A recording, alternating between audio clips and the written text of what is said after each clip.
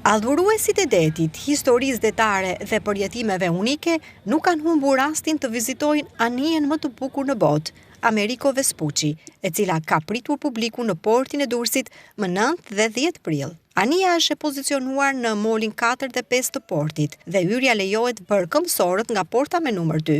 Adrianet Televizion ka fokusuar disa nga momentet e qëndrimit të kësaj anije ku shihet qartë interesi i vizitorëve për të. Vizita në bord është një përvojë e rrallë dhe vendet kanë qenë të kufizuara, ndaj vizita është bërë nëpërmjet rezervimit në faqen zyrtare. Kjo është anija stërvitore e marinës ushtarake italiane, e famshme për elegancën dhe historikun e saj. Shpesh quhet anija më e bukur në botë për shkak të dizajnit të saj tradicional dhe detajeve totalisht unike.